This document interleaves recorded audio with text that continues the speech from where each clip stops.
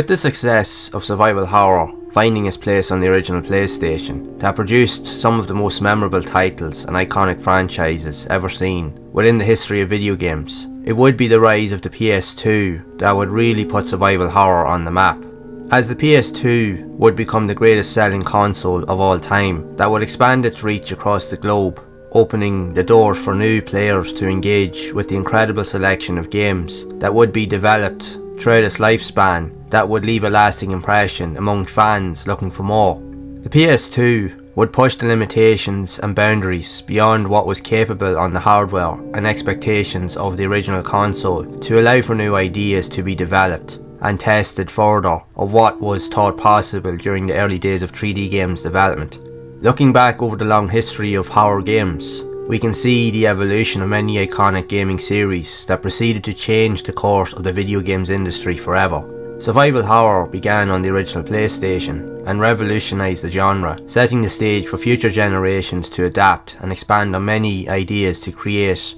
more realistic and truly terrifying horror experiences with more detailed visuals and a greater sense of mood and atmosphere that will produce some of the most memorable horror experiences ever created within the genre. The PlayStation 2 console would continue to build on the legacy of survival horror with many beautifully crafted and intriguing entries that would go on to become iconic cult classics that would stand alongside many of the greatest horror titles ever created. The horror games developed during this time would push the boundaries and limitations of what originally was thought possible, which set a standard that all modern games created today are often compared to. The PS2 would also remove many of the limitations seen on the original console to allow developers to revisit many of those concepts and ideas that were not thought possible within the previous generations to create some of the greatest and most groundbreaking survival horror titles in existence.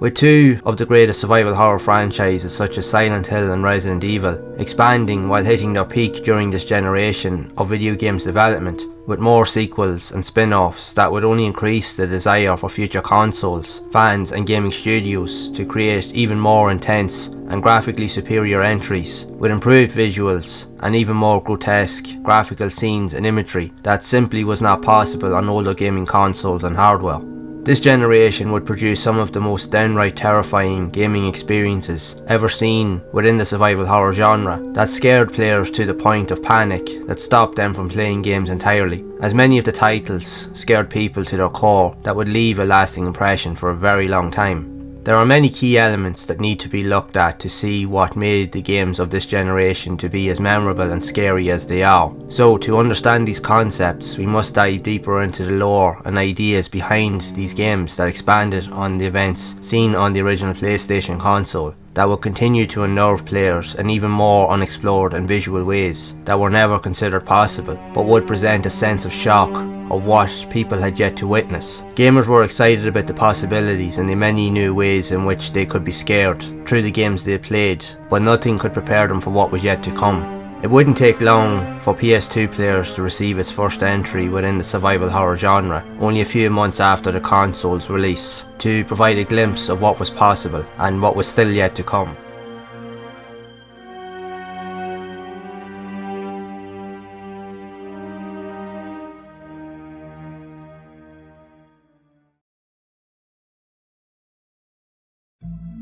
Not long after the launch of the PlayStation 2 console, Extermination would be one of the earliest survival horror titles that would see a release on the system. The game would take much inspiration from the earlier Resident Evil games seen on the PlayStation 1, taking on the role of Dennis Riley, a member of a US recon team investigating unusual events within a top-secret laboratory facility in Antarctica to discover that a full-scale viral infection has become rampant due to failed experiments that have caused many of the scientists, researchers and facility personnel to become sick while mutating into vile, grotesque monsters that roam around while destroying and killing everyone. So it is up to Dennis, along with the help of a few other people, that will provide some assistance throughout the story to find out the source of the viral outbreak and to destroy it before it can spread to the outside world, which would have disastrous consequences. While the game utilises many features taken from iconic horror games with exploration, item management and puzzle solving unnerving elements. The game would also implement an infection system, resulting in the longer you remain within the facility and take damage from enemies, the further the infection rate increases, which if you become fully infected, you will mutate into a monster, resulting in game over. So you have to contend with keeping the rate of infection down by using designated vaccine stations, while fending off the many monsters that are constantly trying to kill you as you progress through the game. Many comparisons would be made of Extermination being similar to the original Resident Evil and another game known as Carrier that would see a release on the Sega Dreamcast. While achieving much hype, Extermination would receive mixed reviews, being somewhat criticised for its awkward controls and voice acting, but would receive praise due to its originality around many of the unique elements in the game. While Extermination may not have been considered to be the most refined horror experience, but would help to pave the way for some of the greatest survival horror games ever made that would find a home on the PlayStation 2.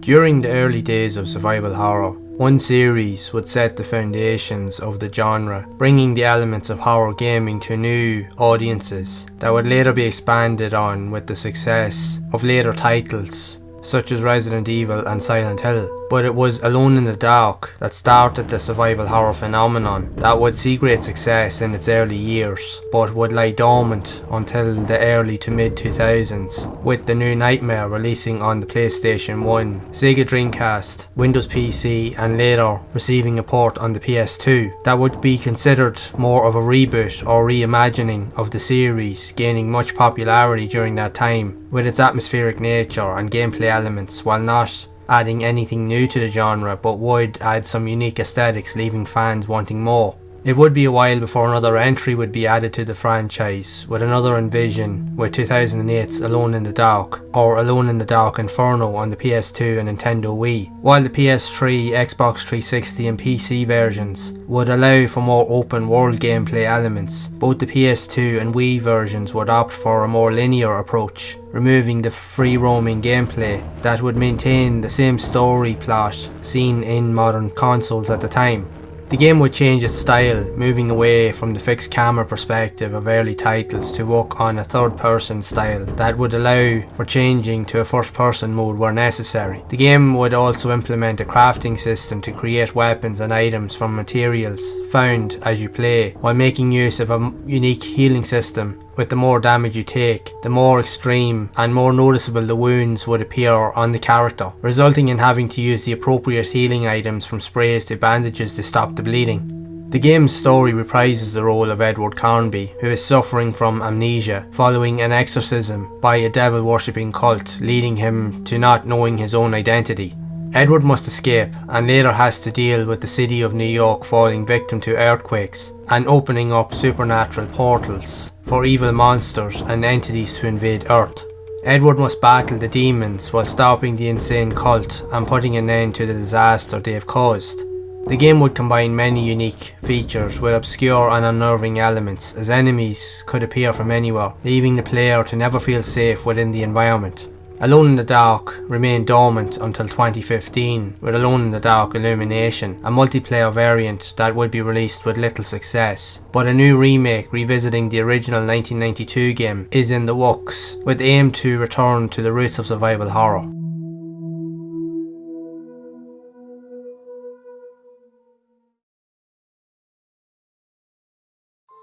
Released in 2002, Clock Tower 3 would be the fourth entry in the series, with the first game originally known as The First Fear, seeing a release way back during the days of the 16-bit console era with the Super Nintendo Famicom, with a later port coming to the PlayStation in Japan only in 1996. Clock Tower 3 would be developed through a collaborative effort between Sunsoft and Capcom, with many elements and features being used from previous Capcom titles with the Resident Evil series, and new mechanics that would be used in Haunting Ground, another survival horror classic to be released by Capcom later in 2005. The plot in this latest entry would have little to no relation to the previous games in the series, but would also be the first game that would remove the point and click mechanics to allow full playable control of the character to explore many of the environments and uncover many of the game's hidden secrets and lore. The game's plot follows the story of Alyssa Hamilton, a 14-year-old schoolgirl who, after travelling home to visit her mother from boarding school, only to find out that she she has disappeared. She quickly finds out that the house where she grew up holds many dark secrets that surround her family's history, where she later finds out that she is a descendant of a lineage of female warriors who have the ability to travel through time to defeat evil beings and demonic entities. Alyssa will find herself going back in time while exploring many of the game's unique yet obscure environments, utilising the famous fixed camera perspective often used in many of Capcom's previous titles like Resident Evil and Dino Crisis. While Alyssa doesn't have access to weapons apart from boss encounters, she must utilise elements within her surroundings to avoid and hide or evade from enemy attacks or pursuits. Each encounter will raise Alyssa's panic meter, and the more frightened she becomes, the more difficult it will be for the player to control her. Hiding from enemies allows Alyssa to calm down for a while, but if you keep reusing the same hiding spots, the enemies will eventually figure out where you are and pursue her. This was a useful mechanic that added more complexity to the control of the character, as the game would become more difficult depending on Alyssa's current mental state and the situation she finds herself in. The game upon release failed to meet sales expectations and would be criticised for the repetitive gameplay with the hide and seek gameplay features, feeling that the game's plot was relatively short, but would be highly praised for its use of storytelling and excellent yet visually impressive cutscenes that presented a dark tone to the game. Many of the features seen in the game would be used in Capcom's 2005 horror classic, Haunting Ground.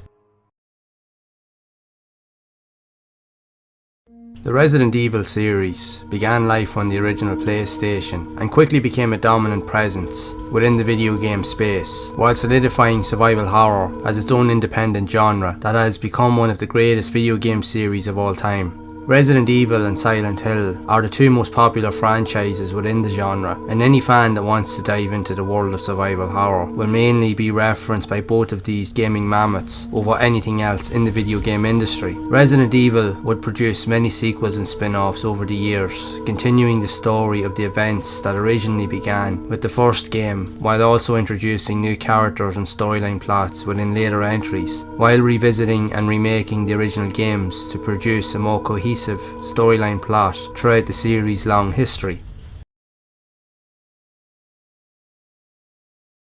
One of the most popular sequels in the series would be Resident Evil Code Veronica, which originally saw a release on the Sega Dreamcast in 2000 and later got ports with additional content under the name Code Veronica X for the PS2 in 2001 and future consoles some years later with the Nintendo GameCube, PlayStation 3 and Xbox 360. Continuing 3 months after Resident Evil 2 and 3, escaping the events of the viral outbreak and destruction of Raccoon City, Code Veronica continues and follows the story of Claire and Chris Redfield, with Claire trying to escape the confines of a prison situated on an unknown island, following an invasion resulting in another viral outbreak, like the events seen in Raccoon City. While trying to escape, Claire ends up crossing paths with Steve Burnside, another prisoner on the island. Both have to find a way to leave while trying to avoid the island's leader, Alfred Ashford, while fending off zombies and other viral monsters along the way.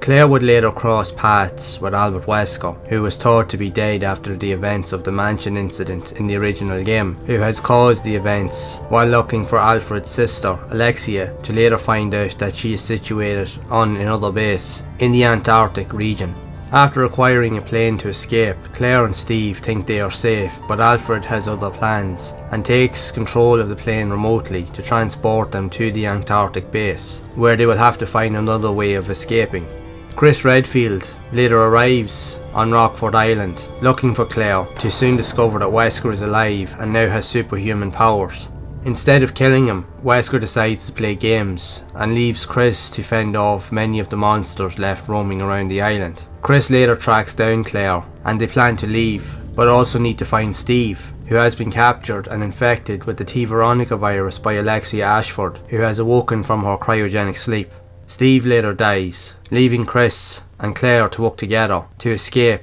with having to overcome final altercations with both Alexia and Wesker. After escaping, both Chris and his sister promise that they are going to stop Wesker and take down the Umbrella Corporation once and for all. Code Veronica received critical acclaim, mentioning that it is considered to be one of the best games in the Resident Evil series. Resident Evil Code Veronica would be the first game in the series to make use of fully 3D rendered visuals and environments, but would still use the fixed camera perspective seen in previous games in the series. This entry was released at a time after a transition between the 32 and 64-bit console eras of gaming that allowed for more detail and realism in games, that allowed for developers to try out and test new ideas, with these concepts becoming more noticeable and apparent within survival horror games. Code Veronica set the stage for future entries of the series, but would leave fans desperately looking for an up-to-date remake or re-envisioning of the game, hoping Capcom will take notice. So it has left fans taking action to develop their own modern versions of the game, wondering that someday a project could see some light.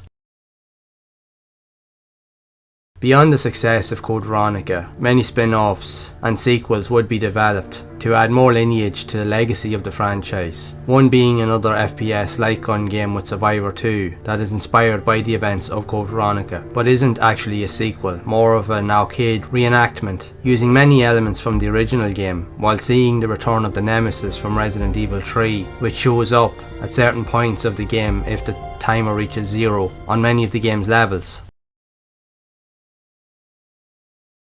Resident Evil Dead Aim is another light gun spin-off in the same frame of the Survivor series, but would change up many of the elements seen in previous titles, with the addition of a new individual story plot and new gameplay mechanics, being able to change between both first and third person perspectives for exploration and combat. Taking on the role of Bruce McGivern, a member of an anti-Umbrella tactical squad, is sent to investigate and stop an impending viral outbreak disaster caused by a former Umbrella scientist on board a cruise ship threatening to unleash a new experimental virus using elements of both the T and G virus seen in previous games, with the intent to launch on a global scale if his demands are not met. So it is up to Bruce, along with the help of another secret agent, Fong Ling, to stop the outbreak from going viral, which could destroy millions of lives by fighting their way through the ship to put an end to the threat. Looking back over the many games of the Resident Evil series, there would be many titles that would progress the story, but there would also be many spin-off games that would look back to revisit the events of the Raccoon City incident, to provide more backstories through the eyes of other survivors, while recollecting their events of how they escaped the city and the terrifying occurrences that they also had to endure as a result of the viral outbreak. Both games in the Resident Evil Outbreak series would help to tell the events of a few of the other survivors, sharing their own unique story elements and interactions of how they became involved and intertwined around the events happening in the city. These games would also be the first in the series to utilise online and co-op gameplay elements, where players must work together to overcome obstacles and defeat enemies while trying to escape. The online features of the game would be removed, however, from both the North American and PAL regions as a result of the online services that were available at the time on the PlayStation 2 not being up to a usable standard, making online play inconsistent due to poor internet signals and connections at the time. The Outbreak series is also considered by fans to be among some of the greatest games within the Resident Evil timeline, leaving them crying out for a modern version or remake to be developed, but currently any news of this possibility remains unknown.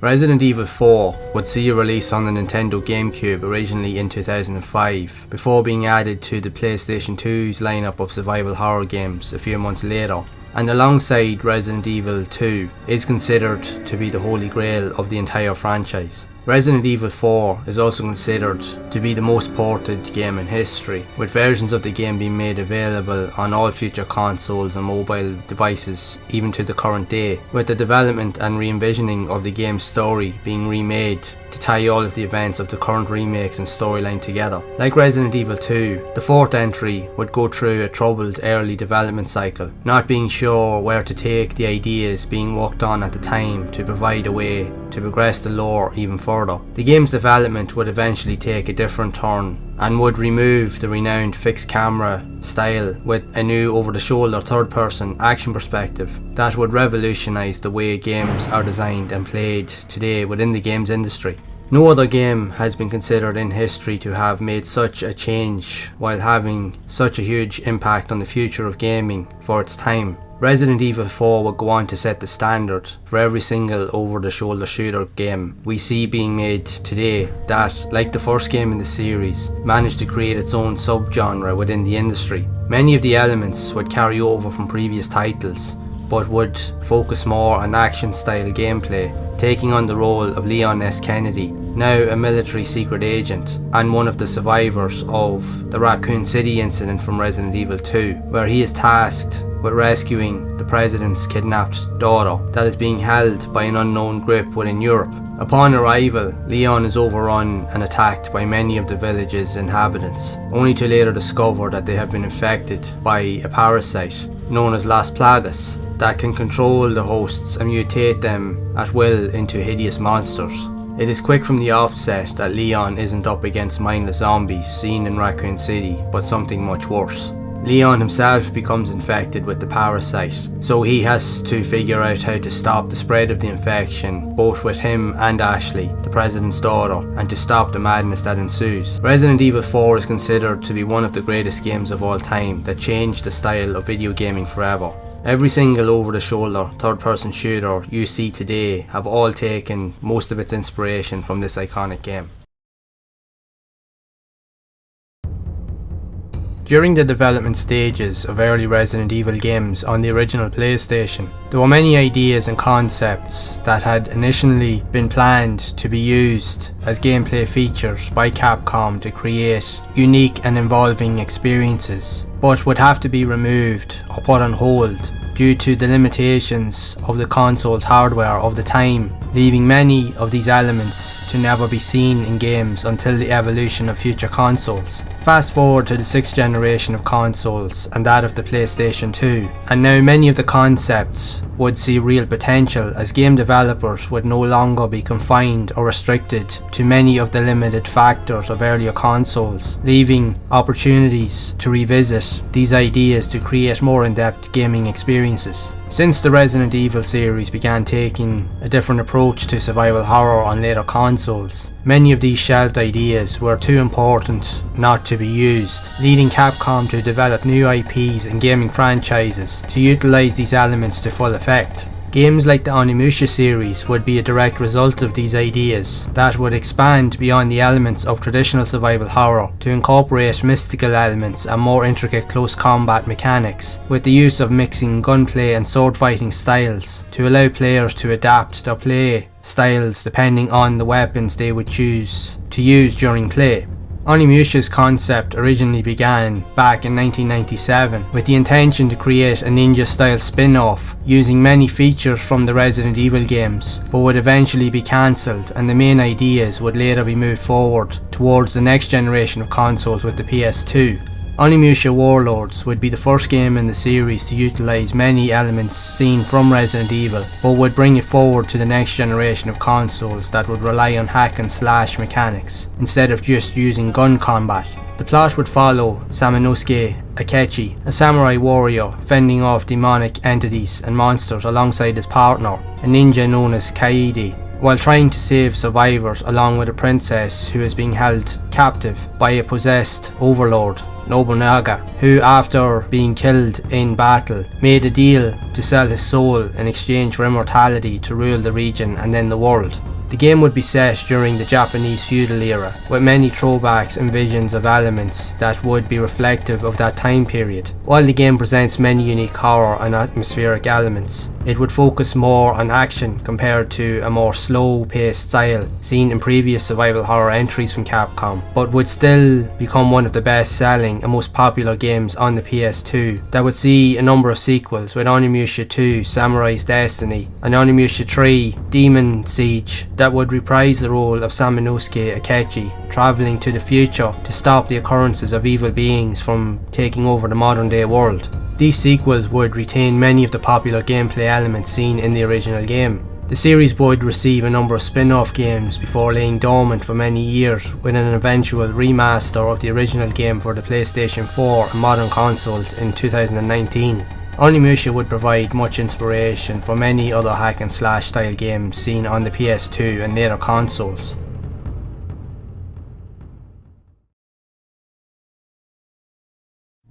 Onimusha wouldn't be the only series of games developed by Capcom to utilise many of the groundbreaking elements seen in the Resident Evil series. Devil May Cry would also be another franchise to be born from many of the previous ideas, to test and explore new styles, mechanics, and to understand the processing power of modern consoles at the time, that would follow the role of Dante, an immortal demon hunter, on a quest to defeat an evil demon lord responsible for the death of his family. The game utilises a fixed camera perspective seen in Onimusha and earlier Resident Evil games, but would mix gun and sword play with high intensity, fast paced action that would present a different change of pace for horror games of the time. The game presents a dark and immersive atmosphere, but because of the high intensity gameplay, would remove many of the eerie elements that you would see in more mainstream horror games. Devil May Cry would receive 2 more sequels on the PS2, with later entries 4 and 5 being developed for later consoles with the PS3 and PS4.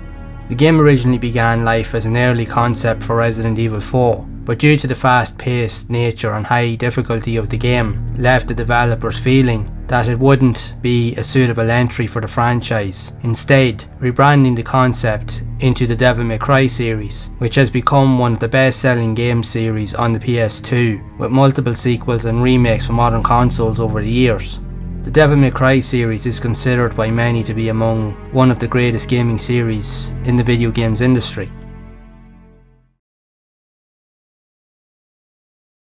Set in an alternate timeline, Blood Omen 2 would reprise the role of the evil vampire Cain during his ascension to power to control Nosgoth and to take over the world. The story's plot would tie the events of both the first game and Soul Reaver to follow the events of Cain, waking up a few hundred years after being defeated in battle, with his power weakened but still hell-bent on achieving absolute power. Cain would seek out his revenge and once again take control of Nosgoth, leaving it to fall into ruin and decay. The gameplay would focus on a more action and adventure style, but still utilise many horror elements from the level design with dark tones and imagery to present a gritty atmosphere to help unnerve the player. Blood Omen 2 would take many elements from the original game seen on the PlayStation 1, but would add more modern mechanics and play features from a third-person perspective that moved away from the first game's style. The Blood Omen franchise, while starting with humble beginnings on the PS1, would go on to become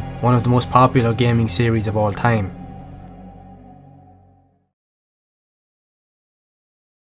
Soul Reaver 2 would be released for the PS2 in 2001 and is the sequel to the popular and successful game seen on the original PlayStation. Raziel returns to embark on his journey to enact revenge on Cain for killing and damning him to an endless torture in limbo, to eventually learn more about his identity, his true destiny, and also the history of Nosgoth. Throughout the story, Raziel will uncover many plots of manipulation to discover that he is being used as a pawn to turn the tides of who could rule the world, but he will be faced with decisions that will inevitably change the balance of the world. Like the first entry, the game would present many dark tones and imagery to explore the depths of Nosgoth and the underworld, with a chilling atmosphere that would also focus on combat, exploration and puzzle solving to learn more of the game's story. While the game would receive much praise for its graphical style and atmosphere, it would be criticised due to the repetitive nature of the gameplay. The series would receive a final entry with Legacy of Cain Defiance that would finally complete the story that ties in with the previous games in the Blood Omen franchise.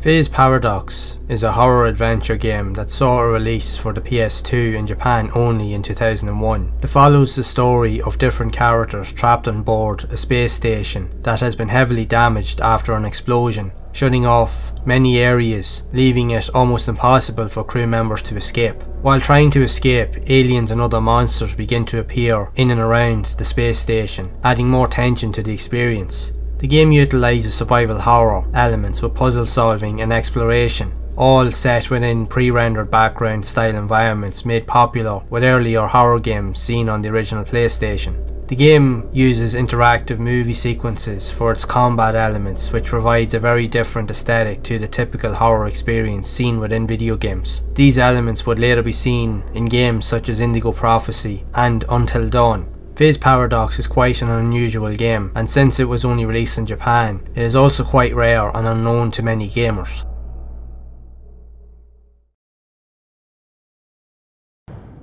Echo Knight Beyond is the third entry in the series by From Software that began life on the original PlayStation. This company would also be responsible for future modern classics such as Elden Ring and Bloodborne, and would also be the creators of the original Kingsfield series seen on the original PlayStation also. Like the first two games in the Echo Knight series, it is also a first-person survival horror game, but this time it is set in the future, on board a space shuttle that crashes, that follows the events of a newlywed couple being separated during the events, with the main protagonist to find their partner has gone missing and discovering that everybody else on board of the space station they were travelling to have died and only their spirits remain with unfulfilled ties to the living world that must be solved for them to find peace. The game would use many elements from the original game that require the use of exploration and puzzle solving while dealing with aggressive and hostile spirits to find items to heal their suffering. Echo Knight Beyond would present many dark tones seen in earlier titles and entries on the PS1, while making great use of the power and visual elements seen on the PlayStation 2 hardware to great effect, but would be criticised due to the game's high difficulty curve, leaving it almost unplayable for the average casual player.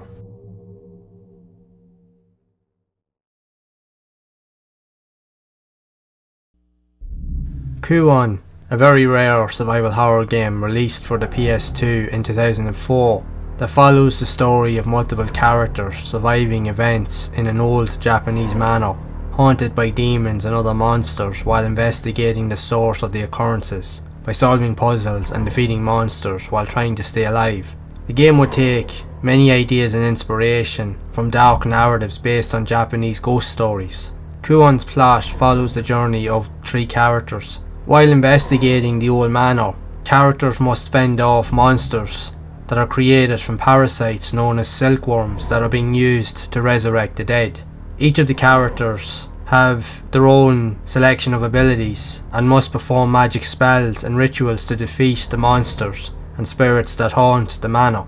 Players must also be vigilant and aware of their surroundings, as monsters can attack if they are aware of your presence, so any types of sound or making noise will attract them to your location. The game's plot, audio, narrative and visuals would be highly praised due to their intricate nature that presents many dark tones and disturbing elements, that creates many unnerving moments and atmospheric tension, but would be criticised regarding its combat and clunky control systems, making the experience frustrating for some players. As the game is very rare and hard to find, you can be guaranteed and expected to pay a high price, as it is considered to be one of the most expensive PlayStation 2 games online if you can find a physical copy. The gameplay would utilise many aspects seen in previous survival horror titles, primarily with the likes of Resident Evil, with the use of fixed camera perspectives, with the use of tank controls, which would be the cause of much criticism with regards to reviews of the game, but again would have great visuals and a unique tone that really set a whole unique experience for the player, which is well worth a look if you're a fan of playing old school survival horror games.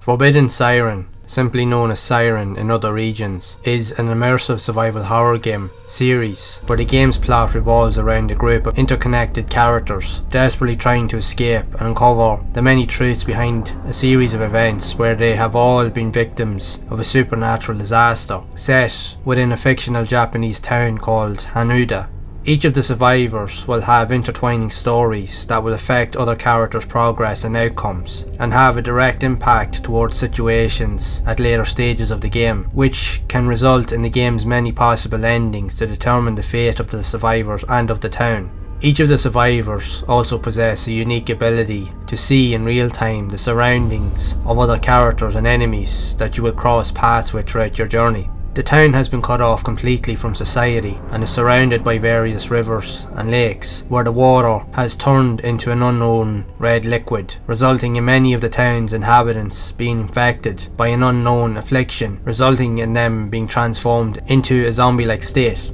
known as Shibito that also possesses elements of immortality where they can heal from wounds very quickly and will become violently aggressive towards anyone not infected by the affliction with the urge to terminate them. Instead of the enemies being like traditional zombies seen in other survival horror titles, the Shibito are alive and alert and react to movement or sound and will investigate or pursue any intruders once they become visible to them. They can also yield weapons like knives, guns, etc. and will use them to eliminate any survivors they witness. One of the original Silent Hill creators, Koichiro Toyama, would work with and provide much inspiration to the development of the game, as many elements seen in Forbidden Siren with the fog elements and dark unnerving tones would play a distinctive role in creating one of the most immersive, atmospheric and tension-filled games ever seen in the survival horror genre. While the game would receive mixed reviews due to the clunky controls and somewhat tedious gameplay elements, having to revisit the same missions multiple times would deter many players, but would be highly praised for its sense of realism and dark tones, as it was considered to be one of the greatest and groundbreaking visual horror experiences of its time, as the characters would use facial features and expressions from real life people that presented a surreal sense of fear, as everything looked like events were happening in real time, which was an element never seen or witnessed before in horror games. Forbidden Siren would receive 2 further entries, with Forbidden Siren 2, which also saw a release on the PS2, that would follow another group of survivors trying to break free of an affliction or curse while trying to escape to safety, and would utilise many elements seen in the original game, having to revisit multiple locations and completing objectives that would open up paths for other characters to explore. And the later sequel, Siren Blood Curse, that would act as a reboot of the franchise, would release on the PlayStation 3 in 2008, which would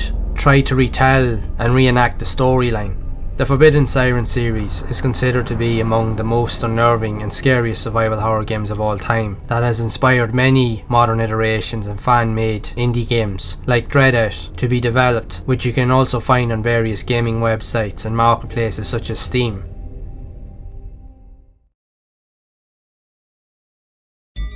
Curse, the Eye of Isis, follows the events of an Egyptian artifact being stolen from the Great British Museum of Natural History towards the end of the 18th century that unleashes a curse that quickly kills the museum's inhabitants and transforms them into zombified demonic creatures. The curse is unleashed through a thick fog that quickly destroys anyone who gets close to it, transforming them into zombies. Playing as curators of the museum, both Victoria Sutton and Daniel Dane, where they must investigate the occurrence set within the museum while travelling to other destinations to return the stolen artefact, with the hope of putting an end to the curse spreading that would cause a huge disaster. The player would have to explore many of the game's areas and environments using a fixed camera style similar to earlier Resident Evil titles, while making use of any weapons, materials and resources you could find to survive. The game would also feature many atmospheric elements seen in other survival horror classics to create a unique experience that is often overlooked within the genre,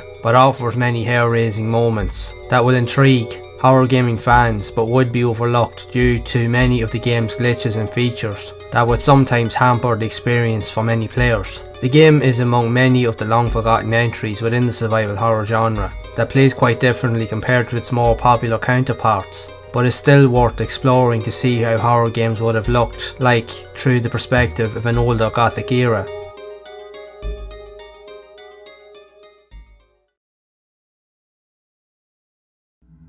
Released in 2003, Manhunt is a stealth-based urban survival horror style game that plays from a third-person perspective, following the role of James Earl Cash, a death row prisoner that is forced to participate in a series of snuff films by murdering criminal gang members that are hunting him down within the slums of a fictional Carcer city in exchange for his freedom. James must eliminate enemies by any means possible in order to survive, from the use of weapons to using stealth to sneak up on opponents to dispatch them without alerting other enemies to your presence, by utilising some of the most hideous acts of brutality to snuff out and execute your opponents that have ever been seen in a video game. Manhunt is considered to be among the darkest and grittiest horror games ever created due to its graphic violence and gameplay.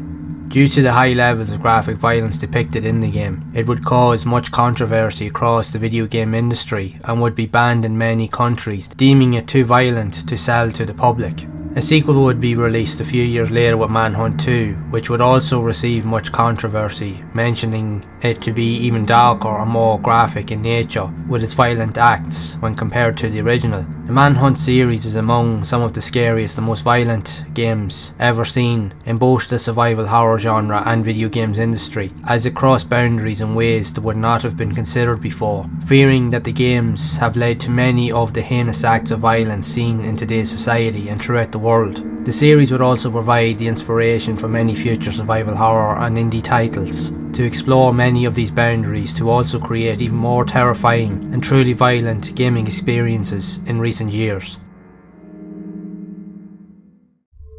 The Thing is a survival horror third-person shooter that would be released for the PlayStation 2 in 2002 that would act as a direct sequel to the legendary 1982 movie of the same name, focusing on the events of a US military special forces unit sent to the Antarctic outpost, featured in the first film, to investigate and uncover the events surrounding the outbreak within the facility. The game would focus on the role of Captain Blake, as he must uncover the events while building trust with survivors, with the aim of working together to survive. It is apparent from the offset that the events from the film have been left unfinished, as one of the groups of the Special Forces unit becomes infected with the alien virus, leaving survivors paranoid about knowing who is human or an alien, which causes many remaining members to be murdered or infected by the alien presence. It is later discovered that the viral experiments have been conducted within the facility with the aim of creating a new bioweapon to use as a means to destroy the world, so Blake must find a way to eliminate the alien threat while stopping the virus from being dispersed globally.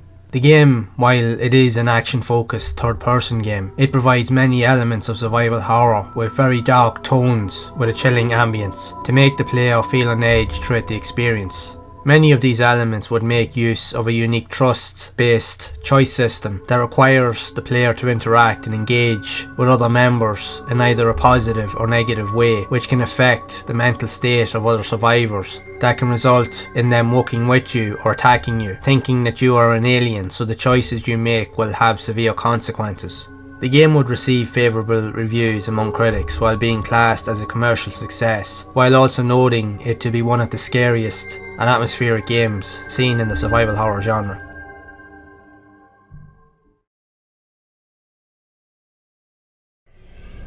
The Fatal Frame series, otherwise known as Project Zero in other regions, was developed by Tecmo for the PlayStation 2 and is considered to be among some of the most unnerving and scariest survival horror games ever made, that utilises many psychological elements seen mainly in the Silent Hill series of games, that makes use of fixed camera perspectives to combine many dark tones and influences not seen in video games at the time. The original game follows the story of Miku, set in 1986, searching for her missing brother within the remains of an old abandoned Japanese mansion, only to discover that it is haunted by evil spirits and tortured souls. As she ventures further into the mansion, she discovers many clues as to the fate of the many souls of those who entered, never to return. During her exploration to discover the dark truth of the mansion, Miku will find an old but special camera that can be used to fend off and defeat many of the spirits that are trying to pursue her,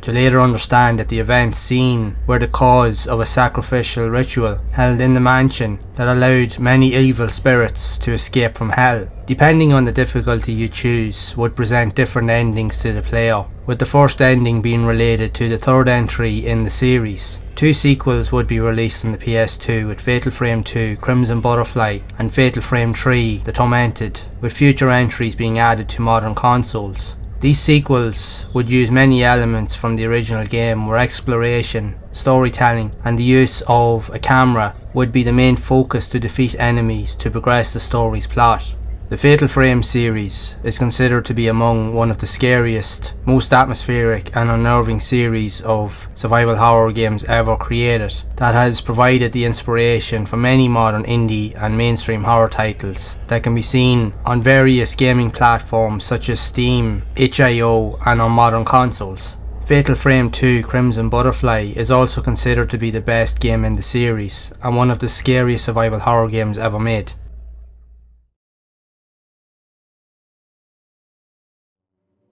Shadow Tower Abyss is a first-person role-playing game that utilises and combines many elements of horror within its gameplay that was developed by From Software for the PlayStation 2 and released in 2003 in Japan. The developers would also be responsible for their work on the Kingsfield franchise, which provides many of the inspiring elements you see in today's modern action-adventure horror RPGs with Demon Souls, Bloodborne and Elden Ring. The game's plot follows an explorer who finds his way to the Citadel from the first game that was originally seen on the PlayStation 1 to search for an artifact that is said to have great power. Upon arriving on the island, the player is quickly attacked by the many monsters that hide in the dark caves and forests that surround the Citadel to eventually cross paths with familiar characters seen in the first game. The game possesses many unique ideas that combine various elements from both the horror and RPG genres to create an intriguing experience with the ability to use a vast array of weapons and materials like guns and ranged weapons to crafting supplies to aid in survival while adjusting the control system, although still not as refined due to developers still trying to understand the best uses for first-person control methods, but would be refined on later console generations. The game presents many dark tones and features that work well with the environments and plot to keep players engaged and aware of their surroundings, as enemies are difficult to defeat and can destroy the player with little effort, as seen in more modern games like Demon Souls. The game, while only seeing a release in Japan, would later receive an English fan translation to better understand the game's plot, giving the opportunity for fans to now understand the game's plot and story.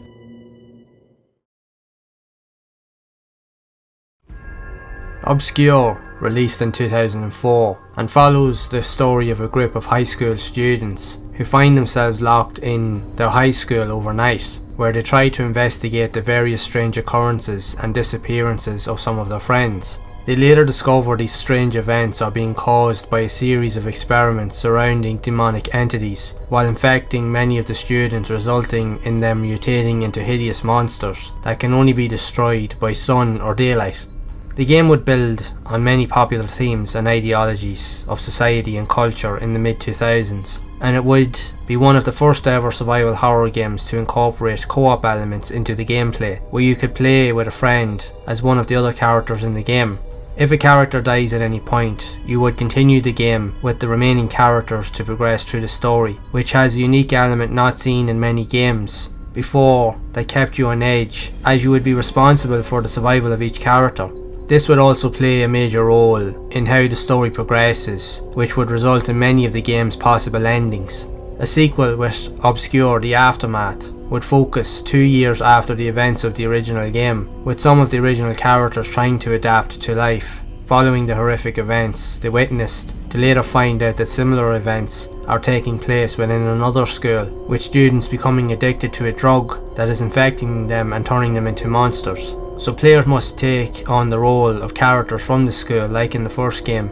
to investigate the occurrences while putting an end to the impending threats once and for all. The games would present many unique elements and terrifying atmospheric themes seen in previous and more popular titles, while the co-op features would add a layer of interactivity not seen in horror games before.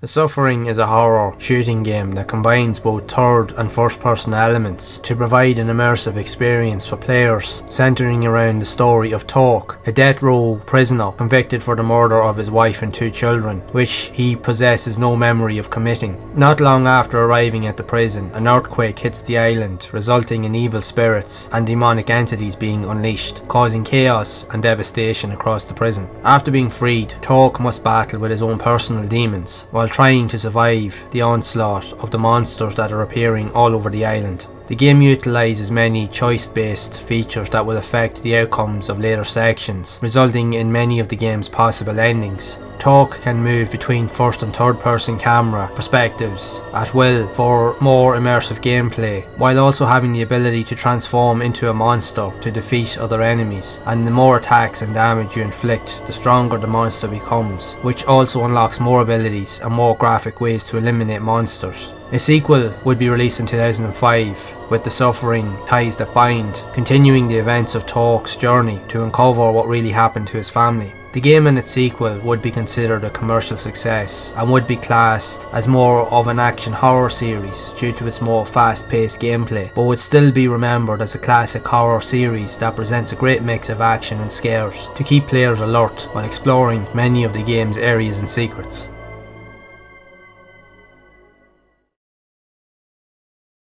Run Like Hell is a survival horror third-person shooter that saw a release on the PS2 in 2002 and later on the Xbox in 2003, following the story of a former soldier, Nick, returning to his base on board a space station outpost to find it being overrun with alien beings and monsters that are killing the crew members and turning the base into a growing hive to breed more monsters. So it is up to Nick to fight through the hordes of enemies while looking for survivors and to find his girlfriend who has gone missing. The game will change its viewpoint and style at different intervals to run away from enemies while avoiding traps, to a third-person view to engage or shoot enemies while utilising exploration and puzzle-solving elements to progress through many of the game's locations. Run Like Hell originally was said to be a true survival horror experience that would take much inspiration from Resident Evil while being set in space, but due to many controversies surrounding the game's development, the main concept would go through many redesigns and iterations before its eventual release. This would lead to the mixed ratings and reviews stating that the final release of the game felt rushed.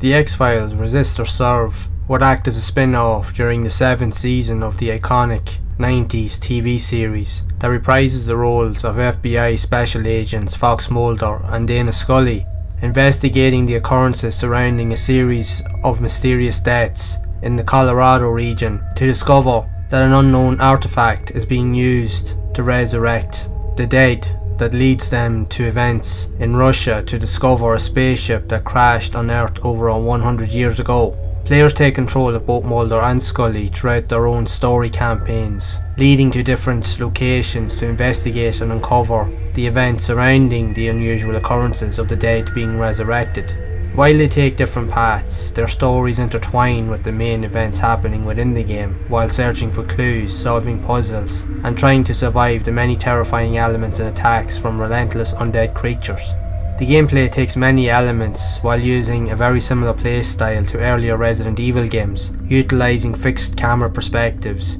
with great use of dynamic lighting features where you had to use a torch within darker or unlit areas to visually see items and ammo pickups during exploration, which added to the tension of the gameplay. The elements seen in the game would expand upon many ideas and concepts seen within the survival horror genre, while adding to the popularity and playability of familiar characters seen in the TV series, which would enhance the experience. While receiving mixed reviews, being heavily compared to the Resident Evil games, the X-Files Resist or Serve presents many unique ideas and concepts that will allow fans to explore and dive into the background of the series' iconic characters even further. The game is often overlooked within the genre, but is seriously worth a look for fans of both the survival horror genre and the TV series.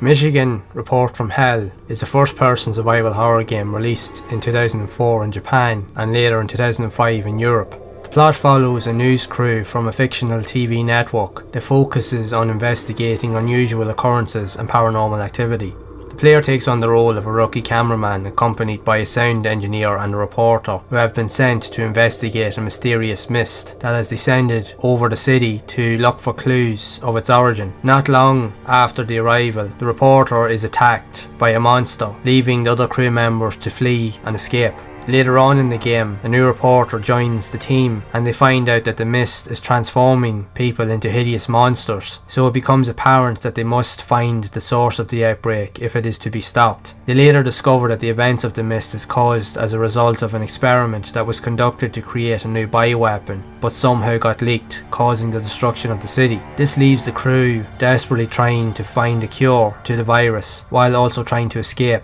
But there are many unknown sources that don't want the secrets of these events to be made public, which also relates to a devastating fate for them depending on the choices they make that will result in many of the game's possible endings. The player can achieve different ratings throughout missions depending on how they make use of or interact with the camera and the environment around them, which will influence later elements of the game. So how they choose to use the camera to look for clues, and even to engage with enemies, to save and interact, to help out other characters, will play a massive role on the future telling of the story and the game's plot. Michigan Report from Hell is one of the few and yet very rare first-person survival horror games seen on the PS2, as this style and format for horror games wouldn't become popular until later generations of consoles and technology. And one of the main reasons for this is, even though the PS2 had greatly expanded upon the original PlayStation in terms of its graphical power, and while it removed many limitations seen on the original console, but the control systems would still struggle due to the lack of refinement, which resulted in often clunky and sluggish controls, leaving the control systems to be quite cumbersome and confusing to many players. These control systems and refinements would eventually be improved over later console generations with the likes of the PS3 and beyond.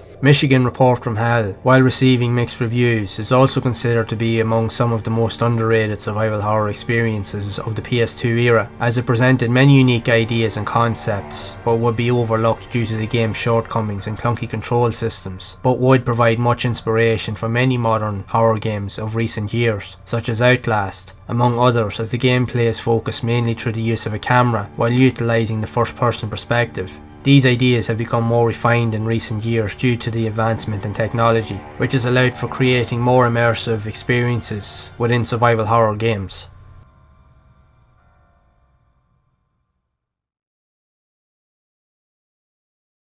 Developed as a Japanese exclusive by Deep Space, previously responsible for Extermination, also released on the PS2, Hungry Ghosts is a first-person survival horror game that focuses on deep character creation and acts more like a simulation in terms of its gameplay systems and features. The game's plot follows the protagonists finding themselves in the afterlife, to understand that you are responsible for many deaths as a warrior in battle, to find yourself situated in a village that has become home to many spirits who are stuck in limbo, and many of them have died by your hand, resulting in you having to make choices to find and bring peace to those who are suffering, or to spend an eternity in hell. You will have a choice to help those in need, to receive judgment, to decide if you will spend eternity in hell or to be reborn again as a human in the real world. Your choices will determine many outcomes across your journey to seek salvation or damnation. The game presents a dark tone and very chilling atmosphere, not witnessed in many survival horror games, as you will experience many elements and cross paths with many twisted entities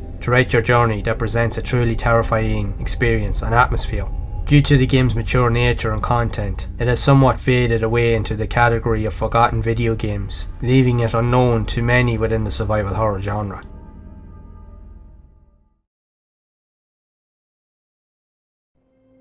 Mystic Knights is a rare survival horror game released for the PlayStation 2 in 2005 that follows a group of characters fighting off vampires and other monsters while trying to escape a ruined military research institute. The game would offer up two modes with a single player campaign controlling a chosen character to investigate and uncover the secrets and origins of the monsters roaming around inside of the research facility, while also giving access to a multiplayer mode that would be made available to allow multiple players to team up with one another to complete tasks and objectives, while being required to eliminate a certain number of enemies within a time limit to proceed, while the choices they make can determine various outcomes to build trust or manipulate the other player through their actions. The game is mostly unknown by many survival horror enthusiasts, with very little information being made available around the game's development and concepts, leaving the game to be long forgotten within the survival horror genre. The PS2, while being known for some incredible survival horror games and being responsible for some of the most important and popular entries, would see great success, but there would also be some very impressive titles that would fall under the radar within the genre, which have many features and qualities that deserve more attention. But for one reason or another, many of these titles would simply be overshadowed by the popularity of Resident Evil 4 and later entries of the Silent Hill series that ended up being long forgotten over time. Cold Fear would be one of these overlooked titles that had real potential but would greatly be overshadowed due to the success of Resident Evil 4, as both games had been released within weeks of each other, leaving fans to venture toward the more popular game in the genre. Cold Fear is a 2005 survival horror game developed by Darkwatch and published by Ubisoft. This would be Darkwatch's second survival horror game, being responsible for Alone in the Dark, the New Nightmare, that originally got a release on the PlayStation 1 and Sega Dreamcast, with a later port being added to the PS2. This would also be Ubisoft's first horror game, where the game's plot would focus on the events of a viral outbreak on board a tanker ship caused by an unknown parasite that has infected and turned all of the crew members into zombies and other monstrosities. Tom Hansen, a member of the US Coast Guard Service, boards the ship to quickly find out that it has been overrun with the undead, and discovers that parasites are reanimating the dead bodies lying around the ship. Later discovering involvement from various governments and criminal organisations that are responsible, Tom has to ensure that the ship never reaches land to stop a global catastrophe. Once an enemy is defeated, Tom has to quickly eliminate the parasite because it will instantly look for a new host, and if there are any bodies close by, the parasite will quickly take control of the corpse, which will only heighten the threat. The game utilises many elements from the over-the-shoulder combat style seen in Resident Evil 4, but would also allow players to change views to play from a fixed camera perspective, made popular from titles seen during the PS1 era. Cold Fear provided many unnerving elements, with dark environments and areas to explore, while trying to survive the ordeal with some very unique features that had never been seen in games before, making use of dynamic camera elements to alter control of the character as you played, as the ship would constantly sway around due to being in a storm that had a huge impact on the combat while engaging or trying to eliminate enemies. The feature seen in Cold Fear would be revolutionary for its time, but the game would heavily be compared to the successful Resident Evil 4, which ultimately led to the game's demise. Magazines would compare the campaign elements as not being long enough or intriguing compared to Resident Evil 4. The combination of magazine reviews and the constant comparison to Resident Evil 4 would lead to Cold Fear as being considered a commercial failure. The truth is, Cold Fear is an excellent survival horror game, and if you are a fan of the genre, it is a game that you should look into, as it has many groundbreaking features and atmospheric elements. But its demise is only a result of its timing upon its release being weeks apart from Resident Evil 4. If Cold Fear had been released before Resident Evil 4, there is no doubt that it would have received more praise, while being considered an all-time classic.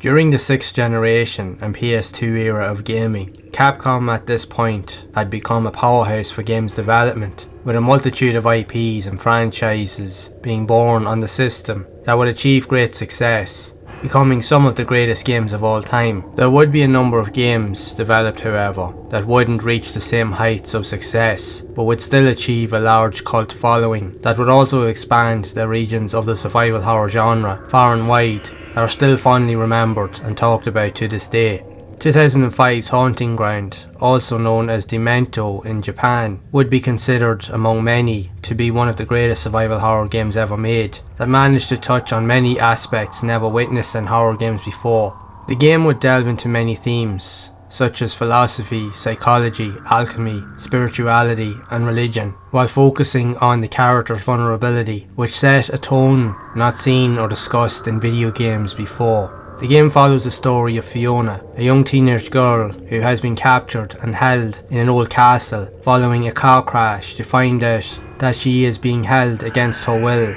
with the castle's inhabitants having plans to use Fiona as an object of desire or to kill her. During her journey to escape, she befriends a dog named Huey, who helps and protects her as she explores the castle, looking for a way to escape. There are many different plot twists with alternative endings depending on the choices you make and how you treat or mistreat Huey, which can result in displaying many of the game's unusual story arcs. Haunting Ground would also be considered a spiritual successor to Clock Tower 3, as many of the game's developers also worked on the previous title, taking many features and inspiration from utilising the familiar hide-and-seek gameplay mechanics, while focusing on the main character's vulnerability, as enemies are constantly in pursuit of Fiona, forcing her to hide or to summon Huey to protect her during altercations so she can escape. Many other elements would carry over from Clock Tower 3, with an insanity meter that rises the more terrified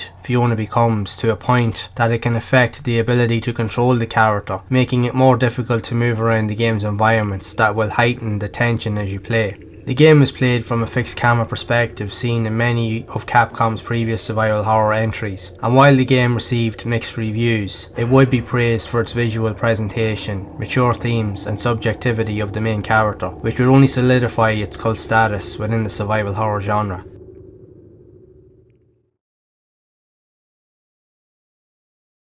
Set in England during the 1930s, Rule of Rose is a survival horror game that focuses on the events of a young teenager known as Jennifer, who becomes trapped in an alternate world ruled by young girls who have established a class hierarchy or cult called the Red Crayon Aristocrats. Jennifer would be drawn into unlikely events surrounding an old orphanage to discover that a close friend of hers has been brutally murdered, which leads to her being kidnapped and forced to join the aristocrats, where she is forced to complete tasks and acquire items to present as a sacrifice in order to keep herself alive. Jennifer would have to survive many horrific ordeals while witnessing brutal acts of violence that inevitably takes a toll on her mental state, resulting in her desperately trying to find ways to escape, while being subjected to even more horrors where more murders and sacrifices have taken place as she fights for justice for those who fell victim to the cult's atrocities. The game focuses on many themes, utilising psychological horror elements seen within the Silent Hill series and Haunting Ground, as Jennifer is accompanied by a dog companion as she progresses on her journey that provides many unnerving moments and atmospheric tension throughout play.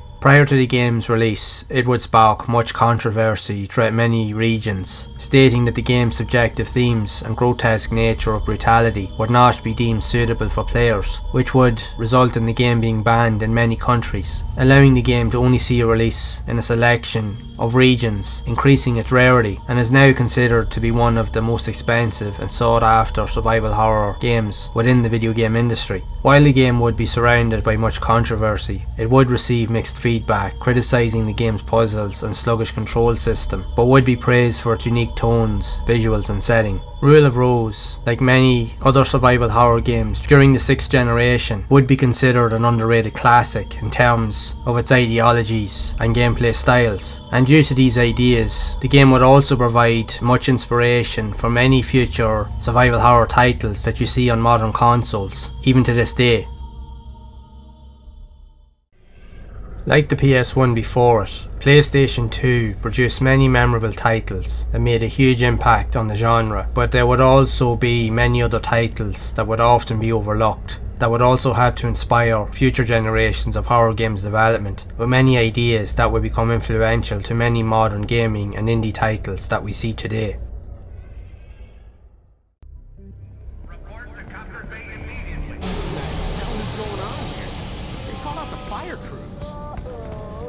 Sir, you are not... We have a man down. We're in pursuit. Over.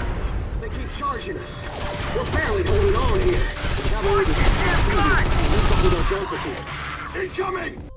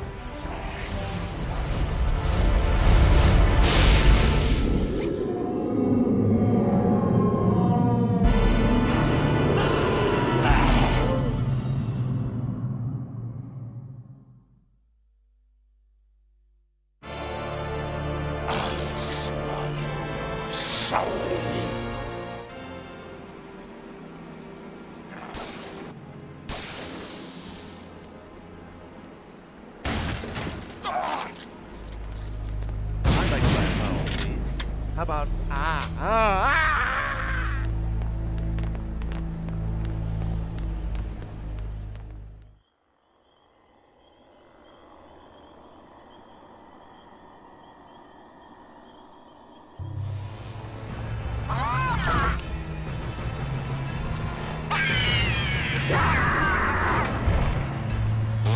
Don't be shy. Ready for me?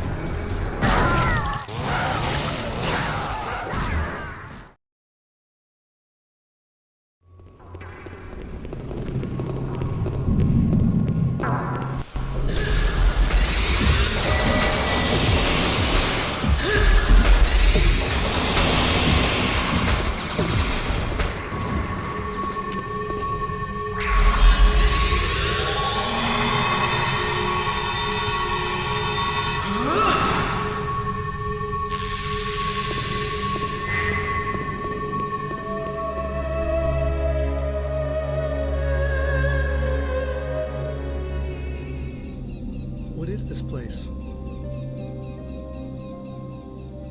Well, it's about 100 years old.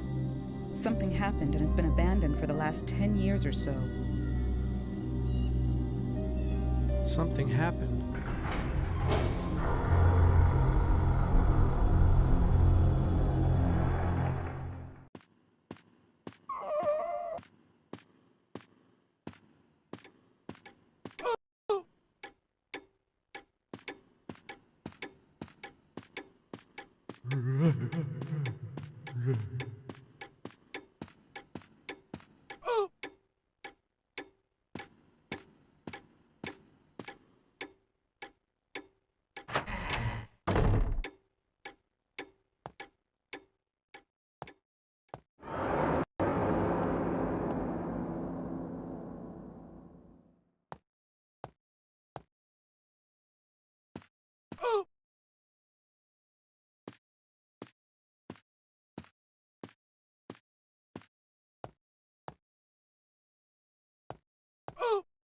Oh no.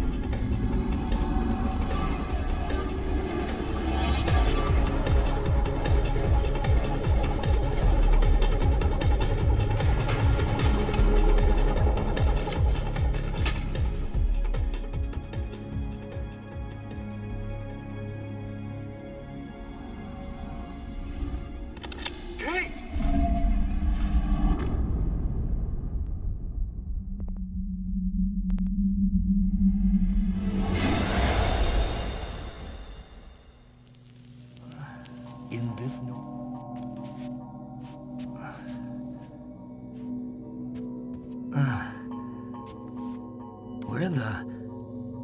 Where is this place?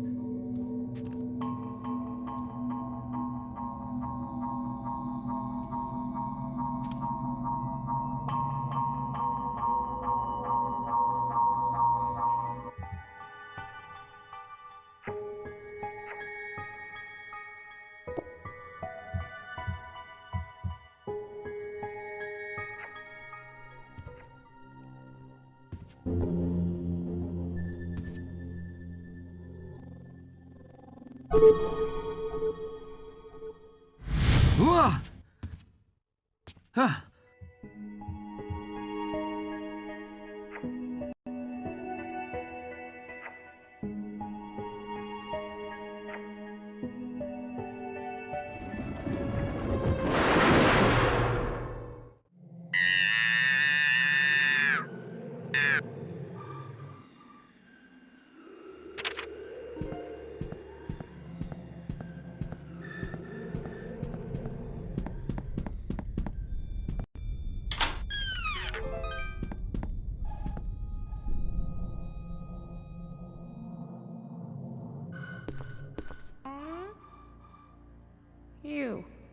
You're the one who moved in next door yesterday, aren't you?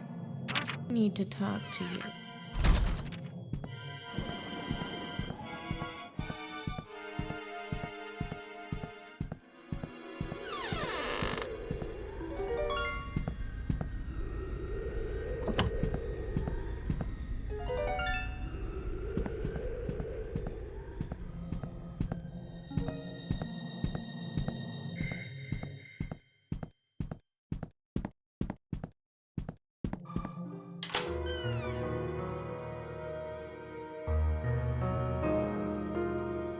Come in, please.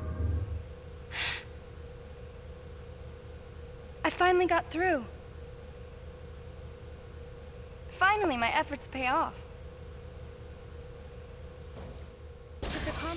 The lock is open.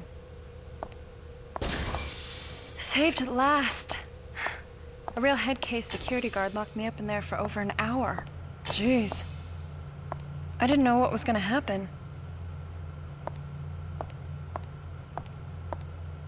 So, what's your story? Are you trapped inside that monitor room? So we share the same dilemma. And now? First, there's something I have to get.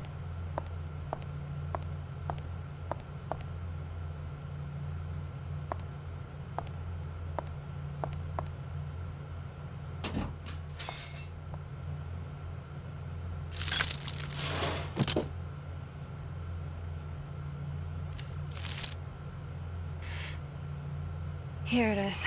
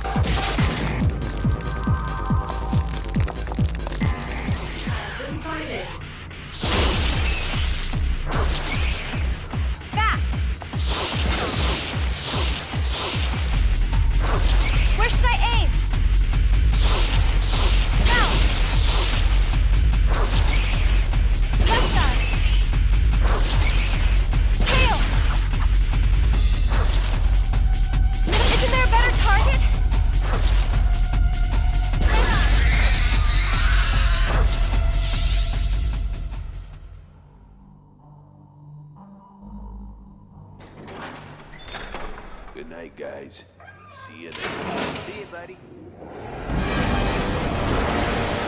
What is that thing? Hey! Don't make me hurt you. Where are we now? We have entered the kingdom of Solom.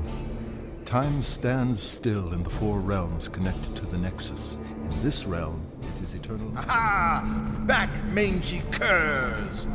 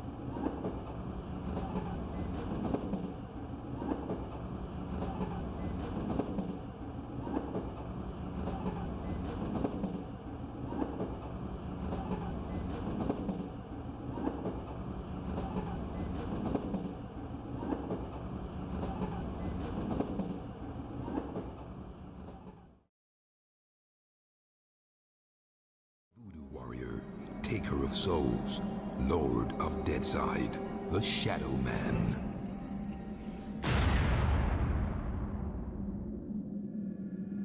Ah, Deadside, no place like home.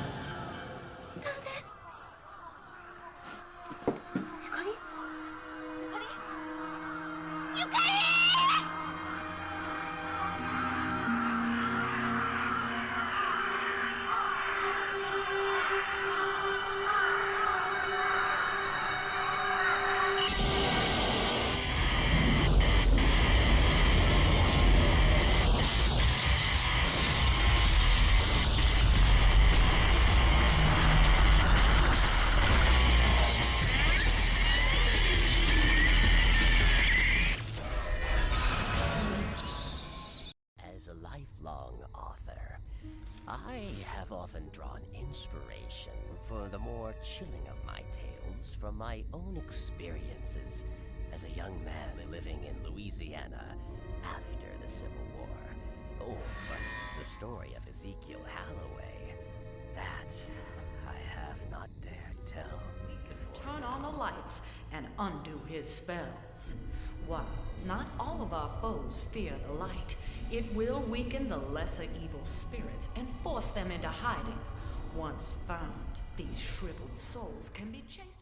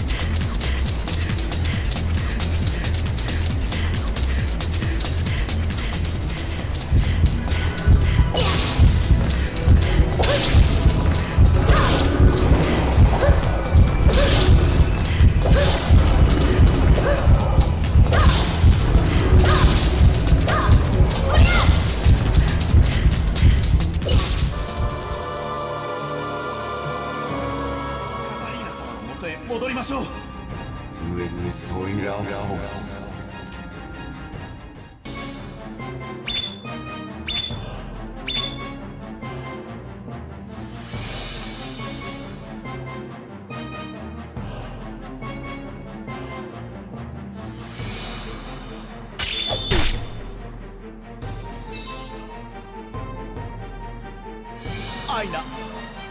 お前と添い遂げたかった。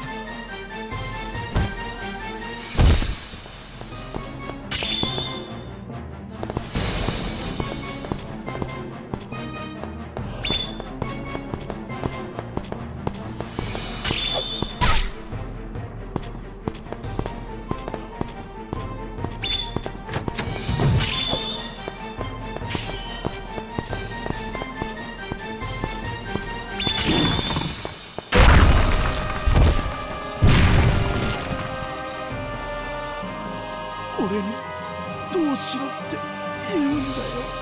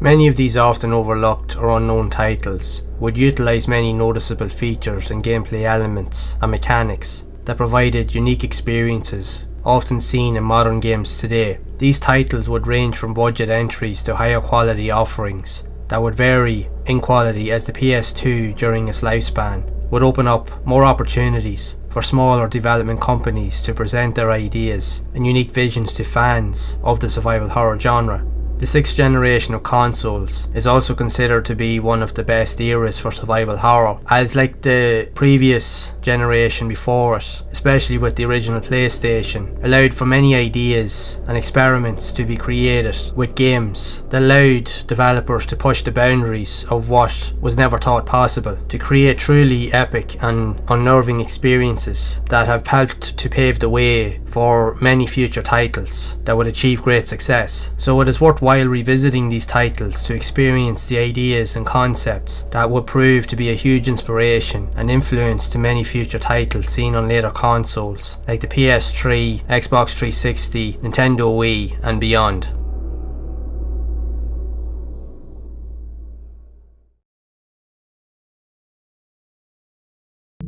The Silent Hill series has become synonymous with the survival horror genre that expanded on ideas and themes that were not seen in any other survival horror games during the early years of the genre, where fans commonly refer to both Silent Hill and Resident Evil as being the two greatest gaming series in existence. While the series started on the original PlayStation, it would expand upon its mature themes and ideologies that would see great success, and even more so during the PS2 era, with multiple sequels, some of them being released on Sony's PlayStation Portable or PSP, with them being later ported to the console towards the end of its life cycle. While the series would receive cult status, many entries would achieve great success while others would fall under the radar, proving to not be as popular. But the second game in the series is where the franchise is often considered to be at its peak of greatness. Silent Hill 2 is the sequel to the most mature survival horror game ever seen during the PS1 era, that changed the way we play horror games today, that influenced many more survival horror games in the modern era. The game is considered to be one of the greatest survival horror games in existence, that expanded upon the mature themes witnessed in the original to develop a dark and chilling experience that left a lasting impact within the genre. Receiving a letter from his dead wife, stating that she was waiting for him in Silent Hill, James Sunderland, the main character, travels to the town to understand these events. Upon arriving in the town, James soon realises that something is wrong as the town has become covered in a thick fog with monsters and demonic entities hiding around every corner. So he has to utilise any means possible to survive while also trying to discover the meaning behind his wife's letter. The game would also dive into much darker tones, not seen in the first game, that pushed the boundaries even further of what was perceived possible for survival horror games of the time, that would present an array of opportunities for other developers to explore and experiment with their own unique ideas and concepts, which you can now see in today's modern indie horror titles. The third installment, Silent Hill 3, would act as a direct sequel to the first game in the series, following the events of Heather Mason, a young teenage girl who travels to Silent Hill to understand her origins, learning that she has direct ties and an influence to the events that happened in the town. Like the previous games in the series, it would dive into many dark themes and concepts, while tying up many of the story arcs left untold from the first game. The fourth installment, Silent Hill 4 The Room, and the final game in the series to be developed by Team Silent, would take a very different approach to the series while moving away from the many core elements seen in the previous games, but would dive deeper into the lore of horror concepts that pushed even more boundaries while receiving mixed reactions, but would present many new ideas never seen before in horror games, and is also considered by many to be one of the scariest games of all time. Following the role of Henry Townsend, desperately trying to get out of his lockdown apartment, having to explore a series of dark realms while dealing with undead entities, while trying to figure out a way to escape. Henry must deal with these unusual events while witnessing the horrific fates of many characters with whom he will cross paths with on his journey. The game would change the gameplay style seen in previous entries, moving from both first and third person perspectives, depending on areas Henry is currently exploring. 2007 Silent Hill Origins would act as a prequel to the franchise that would see a release firstly on the PSP, with a later port to the PS2 console a year later that tries to set up the stage to understand the elements of how the events of Silent Hill came to be. The game's plot would tell the origin story leading up to the events of the first game, learning about the events of demonic rituals that have cast the town into darkness. Silent Hill Shattered Memories would be a 2009 release that would act as a reimagining of the first game of the series, but would be presented in an alternate world while providing a different plot, but would still retain the role of Harry Mason searching for his daughter Cheryl. Both later entries would receive mixed reviews, as the games had been developed under the supervision of a different development team that would move away from the original Team Silent, which led to many of the game's mixed reviews, stating that it didn't have the same presence or elements seen in the previous titles in the series. The Silent Hill series is surrounded by a deep lore that, alongside Resident Evil, that is considered to be the two greatest survival horror franchises in existence, that would set the stage for many future mainstream and indie titles in the genre. Like Resident Evil, Silent Hill would hit many highs and lows, with the development of many entries, with much hype surrounding the controversial and adored PT demo that appeared on the PS4 in 2014, before the franchise would be left dormant, almost indefinitely, until 2022, with the announcement of a huge revival of the franchise, with a full remake of the best-selling entry in the series, Silent Hill 2, along with many other future entries to expand the lore of the franchise into the next generation. The PS2 had no shortage of incredible, inspirational and terrifying titles that managed to expand the realm of survival horror beyond what was originally thought possible way back during the early days of the 32-bit era, with games seen on both the PlayStation and Sega Saturn consoles. While similar consoles of the PS2 generation, with the Sega Dreamcast, Nintendo GameCube and Xbox, managed to produce some memorable titles that also helped to expand the genre, it was the second PlayStation console that would become the new home for survival horror, that continued the lineage of scaring gamers, that produced some of the greatest video games of all time. Like the PlayStation before it, a lot of the more notable horror games would utilise many of the visual elements, cues and aesthetics, with the use of great lighting, darkness, shadows and fog, to create a unique ambience that would produce a very chilling atmosphere to give players a surreal experience that felt more real and lifelike than ever thought possible at the time. Some of these games, due to their horrific themes, content and nature, would be banned in many countries as they pushed many boundaries and tolerances of the mainstream media due to the graphic content being witnessed that would be deemed unsuitable to many viewers, as video games at the time were often blamed and considered to be the sole cause or influence of many crimes and atrocities witnessed in many countries throughout the world, which resulted in games only being approved for release within certain regions. But that would not stop the rise and overall success of the console during the 6th generation. These elements could only be made possible with the PS2, as it isn't just the best-selling console of all time. It could also possibly be considered as the scariest console of all time due to the nature of the games being produced, as it was able to push boundaries in ways beyond what was even considered when we look at games like Silent Hill 2, Manhunt, Forbidden Siren and Fatal Frame, as these titles would explore many dark elements and controversial themes that were considered too taboo even to be mentioned at the time. The improvement in technology allowed game developers to explore new ideas and concepts, which opened up even more opportunities to expand and push beyond many boundaries of what many thought to be impossible, that would inevitably provide the outlet and inspiration for future classic mainstream and indie horror titles that have become a common sight across all gaming websites, from Steam to itch.io and GameJolt, among others, allowing fans to create their own visions of what they would consider to be the ultimate survival horror experience. While the original PlayStation set the foundations, it would be the PS2 that would popularise many genres within video games that would bring much light while challenging many of those controversies to produce some of the most memorable games of all time.